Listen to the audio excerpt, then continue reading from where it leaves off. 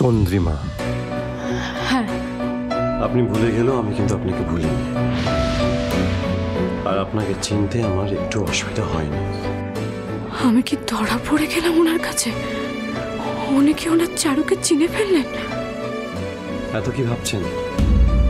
সেদিন বড় রাস্তার ধারে মন্দিরে আপনার গান শুনেছিলাম, আর আমার অসাবধানতার জন্য আপনার সাথে ধাক্কা লেগেছিল, তাতে আপনার পুজোর থালা পড়ে গেছিল। মনে পড়েছে আপনার? আমার সব মনে আছে। আপনার সঙ্গে কাটানো প্রতিটা মুহূর্ত আমার মনে আছে। হবে হয়তো আমার মনে পড়ছে না, আমায় ক্ষমা করবেন।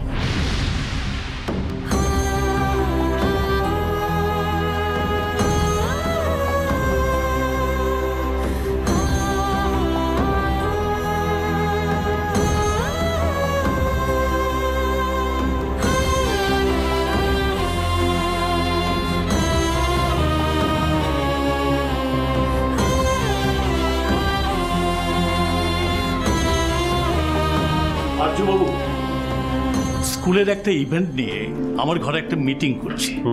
আপনি যদি সেই মিটিংয়ে থাকেন তাহলে খুব ভালো হয়। প্লিজ চলুন। ম্যাডাম, আপনি আসুন।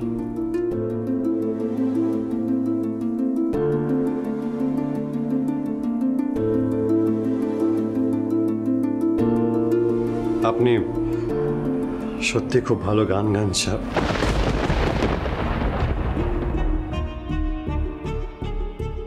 চন্দ্রিমা, আপনার গানের গলা সত্যি খুব ভালো। আপনার গানে একটা অদ্ভুত দরদ আছে, আপনার গানে প্রাণ আছে। আপনার গান শুনলে মনে হয় যেন মনটা ছুঁয়ে গেল।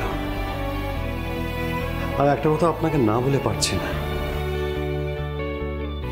আপনার গান শুনলে মনে হয় খুব চেনা কেউ একজন গাইছে।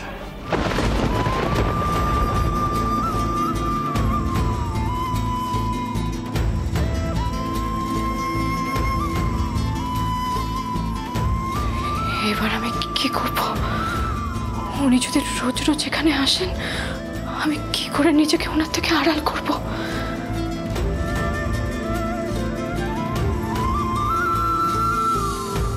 দীপা দেবী, আরে ও দীপা দেবী, বলুন। বলছি যে নতুন গানের দিদিমণির সাথে আপনার আলাপ হলো? না, তবে ওনার গান শুনলাম, জানেন কি ভালো গান করেন উনি। ভালো গান? হ্যাঁ, এখন অবশ্য ভালো গান না বলেও কোনো উপায় নেই, কারণ এই বিপদের দিনে বিনা পয়সায় কেউ এরকম বেগার খাটতে আসে? হ্যাঁ, অবশ্য স্যারের সাথে নতুন গানের দিদিমণি একটা ভালো রফা হয়েছে, জানেন? ভুল বললেন দোস্তেদার।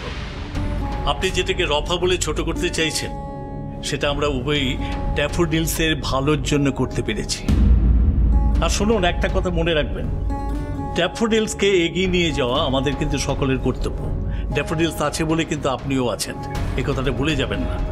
তাই কেউ নিঃস্বার্থভাবে স্কুলের ভালো কিছু করতে চাইলে সেটা ভালো চোখে দেখার চেষ্টা করুন। স্যার, অ্যাকচুয়ালি আমি কিন্তু সেভাবে কথাটা বলতে চাইনি স্যার। আপনি কি বলতে চেয়েছেন সেটা আমি খুব ভালো করে জানি। তাই শাক দিয়ে মাছ ঢাকার বৃথা চেষ্টা করে কোনো লাভ নেই। আরে আসুন আসুন আর্য, আসুন। স্যার, এই কালকের লিস্টটা সব ঠিক আছে? আমি স্যার তাহলে এখন আসছি। হ্যাঁ, সে কি? আরে আমরা সবই মিটিং করতে এলাম। আরে প্লিজ একটু বসুন, একটু বসুন। আসবো স্যার? ও ইয়েস, আসুন আসুন আসুন।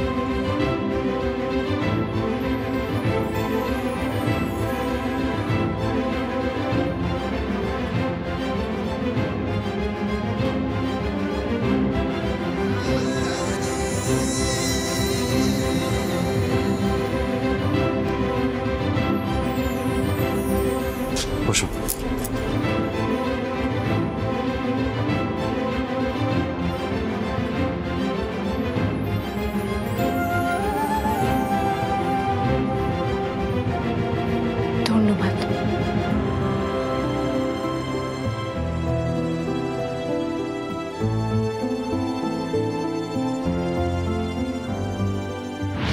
বাবা, নতুন দিদিমণির প্রতি আর্যবাবুর তো দেখছি বেশ ভালোই ইন্টারেস্ট। দরদ একেবারে উতলে পড়ছে। তাহলে এবার আমরা আলোচনা শুরু করি। ম্যাডাম, আরজিবাবু, আপনারা খুব ভালো সময়ে আমাদের স্কুলের সঙ্গে যুক্ত হয়েছেন। আমাদের ড্যাফোডিলে প্রতি বছর 3 বার বড় করে অনুষ্ঠান হয়, যেখানে বাইরে থেকে অনেক লোকজন আসে। তারা স্কুল নিয়ে তাদের মতামত জানায়। আর ইভেন্ট বলতে একটা সামার ক্যাম্প আর মেলা হয়। এই মেলাটা এই বাচ্চারা নিজেদের উদ্যোগেই করে। ওদের আনন্দ দেওয়াটাই মেলার উদ্দেশ্য। তাই আমরা এই মেলার নাম দিয়েছি আনন্দ মেলা। ও, মেলা হয়? বাপ, কি ভালো। হ্যাঁ ম্যাডাম, বাচ্চারা নিজেদের হাতে তৈরি করা জিনিস নিয়ে স্টল করে, আর বাইরের লোকরা এসে সেই জিনিসগুলো কেনে। কিন্তু এবার তো সেগুলো হ্যাঁ, এবার সেটা সম্ভব নয়। আমাদের যা কিছু করতে হবে সুরক্ষা বিধি মেনেই করতে হবে। কোনো রকম গ্যাদারিং করা যাবে না। তাই আনন্দ মেলা এবার আর সেভাবে করতে পারছি না আমরা। বাচ্চাগুলো খুব কষ্ট পাবে, তাই না? হ্যাঁ, সে তো বটেই। আসলে ওরা তো এই দিনটার জন্য ওয়েট করে থাকে। কিন্তু কি আর করা যাবে বলুন, সবার সেফটির জন্য এটুকু তো মেনে নিতেই হবে। তবে যতটা করা যায় ওদের আনন্দ দেওয়ার চেষ্টা করবো আমরা। তবে মেলা না হলো এবার সবাইকে একটা করে লাঞ্চ প্যাকেট দেবার কথা ভাবছি আমি। আপনারা কি বলেন? স্যার, এটা কিন্তু খুব ভালো প্রস্তাব। তবে আমাদের স্কুলে কিন্তু স্যার সব মিলিয়ে মোট 40 জন মেম্বার। ঠিক তাই। তাই আমি ভাবছি যে প্রতিটা টিচার ওই লাঞ্চের প্যাকেটের একটা করে আইটেমের দায়িত্ব নেবেন। হ্যাঁ, বলুন না, আমাকে কি দায়িত্ব নিতে হবে? হ্যাঁ হ্যাঁ স্যার, বলুন না, আমি কি দায়িত্ব নেব? না না, আপনারা সবে মাত্র জয়েন করেছেন, আপনাদের এর মধ্যে কিছু করার নেই। আপনারা কালকে এই বিশেষ দিনটিতে আমাদের সঙ্গে থাকবেন, তাহলেই হবে। তবে আর্যবাবু, আপনি তো সবে সবে আমাদের একটা বিরাট উপকার করেছেন, তা এবার আমাদের কিছু করার সুযোগ দিন। আপনি কি যে বলেন, কালকে প্রোগ্রামটা তো আমাদের সবাইকে একসাথে মিলে সাকসেসফুল করতে হবে, যাতে বাচ্চাদের মুখে হাসি প্রত্যেক দিনের থেকে একটু বেশি হয়ে যায় যেন কালকে। যাক, আপনাদের মতো ভালো মানুষরা যখন এই স্কুলের দায়িত্ব নিয়েছেন, তখন তো এবার বাচ্চারা প্রাণ খুলে হাসবেই। একদম ঠিক, একদম ঠিক দীপা। তাহলে এই কথাই রইল, কালকে আমরা সবাই মিলে এই প্রোগ্রামটা সাকসেসফুল করব। কারো কিছু বলার আছে? ম্যাডাম, আপনি কিছু বলবেন? না স্যার। তাহলে মিটিং ইজ ওভার।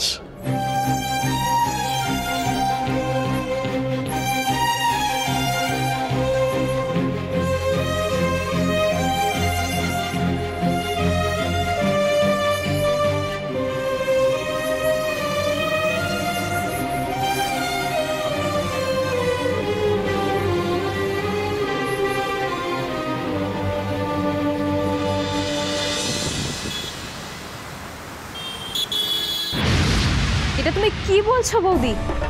হ্যাঁ অমৃতা, আমাকে যে করেই হোক ড্যাফোডিলস ছাড়তে হবে। না বৌদি, এইটুকু ব্যাপারের জন্য এত বড় সিদ্ধান্ত তুমি নিও না। এইটুকু ব্যাপার? এটা কি তুমি এইটুকু ব্যাপার বলছো? অমৃতা, আমি যার থেকে দূরে থাকতে চাইছি, যার ভালো থাকার জন্য আমি এতটা কঠিন লড়াই লড়ছি, সে যদি বারবার আমার সামনে চলে আসে, আমি কি করে নিজেকে শক্ত রাখবো বলতে পারো? বৌদি, দাদাভাই যে তোমার সামনে আসবে সেটা তো তুমি আগে থেকে জানতে না। আর তাছাড়া দাদাভাই যে ওখানে রোজ রোজ আসে তার কি মানে? না অমৃতা, আমার তা মনে হয় না। উনি যে ওখানে রোজ রোজ আসবেন না তার কি মানে? আমি জানি না ভগবান আমাকে আর কত কঠিন পরীক্ষার সামনে এনে ফেলবেন। আমি জানি না উনি কি করতে চাইছেন। উনি হয়তো চাইছেন আবার তোমাদের এক করে দিতে। অসম্ভব, আমি আর ওনার কাছে ফিরতে চাই না। দাদাভাই হয়তো চায়। তোমার দাদা ভাইয়ের কাছে আমি মৃত। হয়তো দাদাভাই জানে যে তুমি আর বেঁচে নেই, আর তাই সেই জন্যই তোমাকে দেখার পর, তোমার গলার আওয়াজ শোনার পর দাদাভাই তোমার মধ্যে তার সেই পুরনো চারুকে খুঁজে পেয়েছে। তার মানে আসল চারু জীবিত থাকার পরেও তার কাছে আমায় নকল চারু হয়ে ধরা দিতে হবে? তোমাকে তো কেউ নকল চারু হয়ে থাকতে বলেনি বৌদি, আর ভগবানও হয়তো তা চান না। তাই তিনি নাটকীয়ভাবে হলেও কোনো না কোনোভাবে তোমার সাথে দাদাভাই ঠিক দেখা করিয়ে দিচ্ছেন। তুমি সেই পুরনো চারু হয়েই দাদাভাইয়ের কাছে ধরা দাও না বৌদি। যেটা আমি পারবো না সেটা করতে তুমি কেন বারবার আমায় অনুরোধ করছো অমৃতা? অনুরোধ করছি কারণ তোমার কষ্টটা দেখতে পাচ্ছি না বলে বৌদি। আর কারোর বোঝা হয়ে থাকাটা যার কষ্টের অমৃতা, আমার নিজেকে তৈরির চেষ্টা, নিজের পায়ে মাথা উঁচু করে দাঁড়ানোর চেষ্টা, এগুলোর যার কোনো মূল্যই থাকবে না। আর ভালোবাসার মূল্য?